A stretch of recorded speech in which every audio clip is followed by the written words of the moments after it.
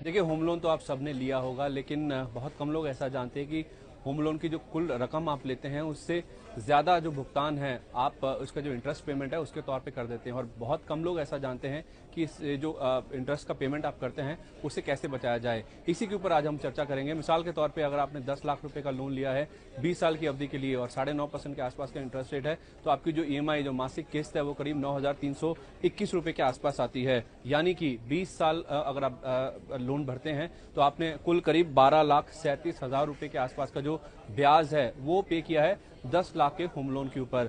लेकिन अगर आप ये रकम बचाना चाहते हैं, यानी कि अगर अपना जो होम लोन है उसे ब्याज मुक्त करना चाहते हैं, तो उसका जो फंडा है वो बेहद सिंपल है। एसआईपी का फंडा है, यानी कि जितना आपने होम लोन लिया है जितनी म्याद के लिए उतने समय के लिए आपको एसआईपी करना होगा। और जो अमाउंट है वो बेहद छोटा है, 0.1% के आसपास का आपका जो होम लोन अमाउंट है वो आपको एसआईपी करना होगा। मिसाल के तौर पर अगर आपका 10 लाख का लोन है तो आपको केवल 1,000 रुपए मासिक का इन्वेस्ट करने होंगे एसआईपी में। यानी कि अगर आपकी ईएमआई 9,321 रुपए के आसपास की है, आप ये मान के चलिए कि आपकी ईएमआई 10,321 रुपए के आसपास की, और 20 साल के बाद जब आपने 1,000 रुपए प्रति महीना इन्वेस्ट किया होगा, यानी कि कुल करीब 2,40,000 रुपए के आसपास का इन्वेस्टमेंट किया होगा, और उस पर अगर 15% के आसपास का सालाना रिटर्न आपको एसआईपी में मिलता है, तो आपकी जो एसआईपी की वैल्यू है वो बढ़कर अगर आप देखें तो करीब 14,97,000 रुपए के आसपास आ जाएगी। उसमें से अगर आप 2,40,000 रुपए जो आपने एसआईपी में इन्वेस्ट भी किए हैं उसको भी निकाल दे तो आपके पास करीब 12,57,000 रुपए के आसपास की रकम बचेगी, जो कि आपका कुल जो इंटरेस्ट का पेमेंट है 12,37,000 के आसपास का